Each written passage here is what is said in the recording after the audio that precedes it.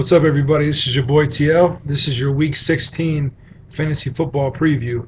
If you're in Week 16 and you're still playing, there's a chance you're in the championship, which is great news. As far as myself, I was in 9 leagues this year. I made it to the playoffs in 8 out of 9. I went 6-2 last week in the playoffs, so that puts me in 6 championships this week. So obviously, it's crunch time. Most leagues don't go to Week 17, but I am in at least one that does, so I'll be doing one more fantasy preview next week and then I'll be done. But anyways, moving on to this week, there is 6 defenses I like, 8 quarterbacks, 4 running backs, 12 wide receivers, and 4 tight ends that I like as plays/pickups, depending on how desperate you are.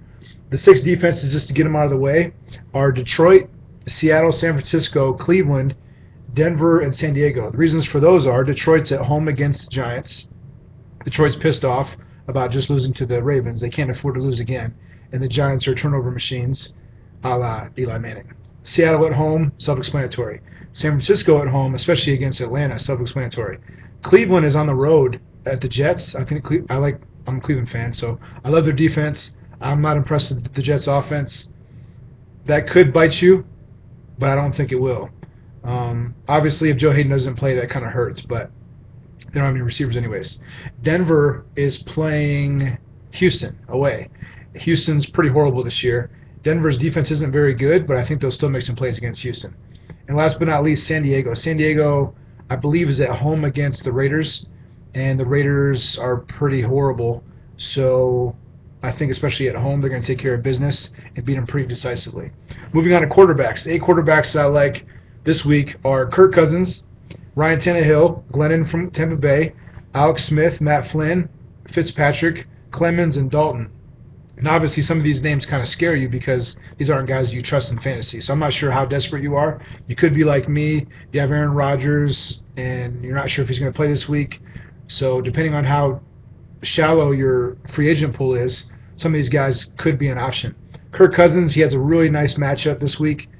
Tannehill just came off a smoking game against the Patriots. Glennon has pretty consistently played well. Good enough for not to kill you in fantasy. Alex Smith threw 5 touchdowns, no picks. I mean, that's because Jamal Charles ran screens all day, but still, it's a monster fantasy game. Matt Flynn had a pretty good game. I think he had 4 touchdowns and 1 pick against the Cowboys, so he's starting to come on. Fitzpatrick, I think he threw 4 touchdowns, 2 picks. Still, that evens out. Pretty good fantasy game. Clemens had 2 touchdowns, no picks, and Dalton also, I think he had 2 touchdowns, no picks. So that's what I got for this week. Just a little side comment. I called into a radio station, ESPN Denver. There's a guy who does fantasy football. And I asked him his opinion if there's any that I'm kind of wrestling with, start this quarterback or there's some matchup and I don't want to bite myself later. So I asked him, these 4 quarterbacks, how do you rank them this week? I said, Nick Foles, Russell Wilson, Tony Romo, and Jay Cutler. Because I have those 4 guys in a lot of leagues, and there's mixing and matching. I have one guy starting this league, one guy starting this week, and I have 2 of them in a lot of leagues, so I need to make a choice, right? This is what he said.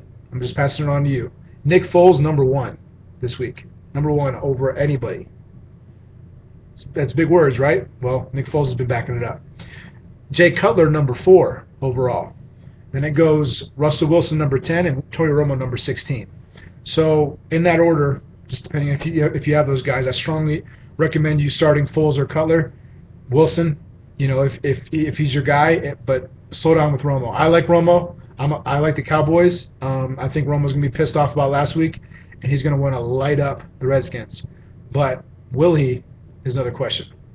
Moving on to running backs. There's only 4 running backs that I have a shout-outs for. Steven Jackson, Todman from the Jaguars, Jennings from the Raiders, and Zach Stacy.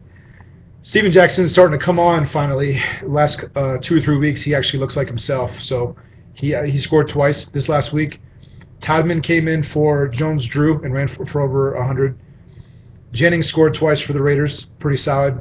McFadden, I think, is out for the year. And Zach Stacy had another solid game for the Rams. That was huge for me because I had to bench Reggie Bush and put in Zach Stacy. So I just plugged him in, and he had a great game. So that was nice for me. Moving on to let's knock out tight ends. I have so many receivers.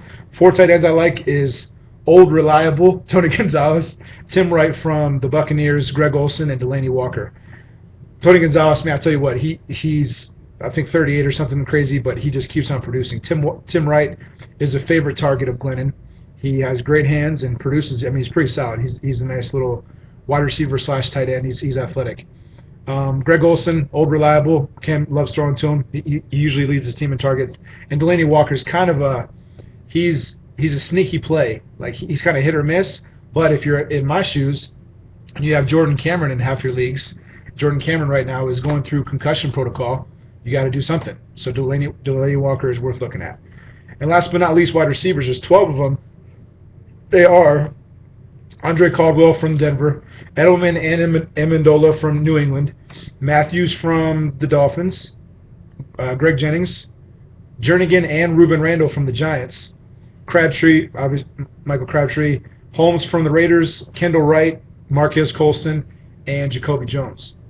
The reason for these are Caldwell, he scored twice for Denver. That's kind of hesitant, right? I'm pretty sure Wes Welker's out, so in theory he could do that again. But I don't think that was really a part of their game plan, so be cautious. Edelman and Amendola took all the targets now that Gronk is out, so you can plug them in every week from now on. Matthews from the Dolphins, he had a decent amount of he has really good hands, and he had a decent amount of looks from Tannehill, so I like his ability.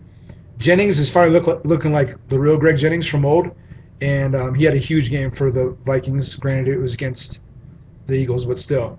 Jernigan or Randall, here's what's tricky about this.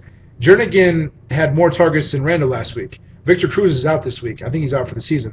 So common sense would say play Jernigan instead of Randall. I thought that Eli liked Randall more. So I picked up Randall in the league and played him this week, but I'm going to have to reconsider that now that I see the targets. I think it was like 7 for Jernigan, 2 for Randall. So you kind of have to do your homework on that.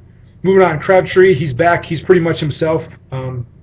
He is the favorite target of Kaepernick, and he has great hands, so keep it rolling. Holmes from the Raiders, very good hands, just like Matthews from the Dolphins, and he continues to contribute. Kendall Wright had a ton of targets this week.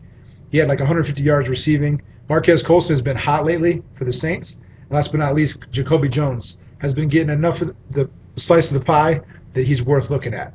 So that's what I got, guys. I'm in 6 championships this week. Root for me. I'll be rooting for you. Hopefully I helped you in some way this week.